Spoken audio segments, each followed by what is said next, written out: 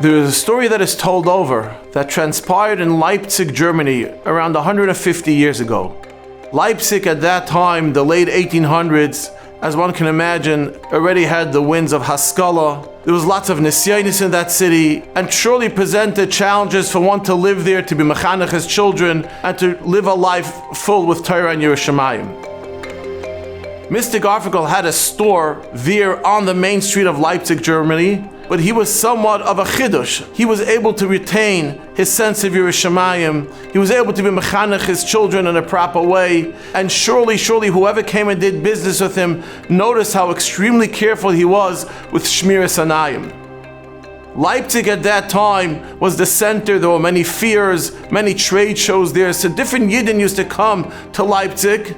And whenever they needed an island of Kedusha, they would come into Mr. Garfinkel's store and they would be able to feel the Kedusha and the Yerushalayim that was in this simple Yid store. And over again, the Yidden would ask him, Herr Garfinkel, Mr. Garfinkel, how do you do it? How is it possible here in Leipzig, Germany, to be able to retain this level of Yerushalayim? Mr. Garfinkel would never give them an answer. He would always ignore the question and duck the question.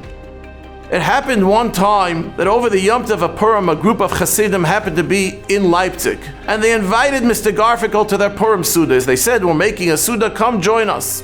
At that Suda, they gave Mr. Garfinkel a few l'chaims. And after he got a little bit to the state of Adala Yada, he got a little bit to the state of drinking a little bit too much, they finally asked him that question. Mr. Garfinkel, tell us your secret. He said, every night when I go to sleep, I say Kriya Shema L'Amita. And I say these words, Biyodcha Af Kidruchi. Every night before we go to sleep, we give Hashem our neshama, and He returns it back to us in the morning. And I speak to Hashem like a loving father. I tell Him, Liber Tata, beloved Tata, if you know that tomorrow I will be able to withstand the nisyonis, I will be able to be proper in my Torah and mitzvahs and Yerushalayim, then do me a favor, give my neshama back to me. But if you know, HaKadosh Baruch Hu, that tomorrow I will not be able to withstand the nisyonis that's out there in the streets of Leipzig, then do me a favor, keep it.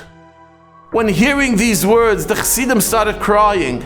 And they came back to the Rebbe, to the Heilige Lechevich, and he said, there's a Yid in Germany that the entire world stands on his schus. The world stands on his schus by having this conversation with HaKadosh Baruch Hu. True, there are many nisyonis out there on the street, and we're constantly trying to withstand the nisyonis.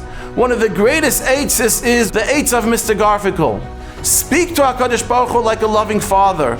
Talk to HaKadosh Baruch Hu, Liber Tata, help me with the nisyonis of the street. Help me be able to withstand. Help me being able to be strong.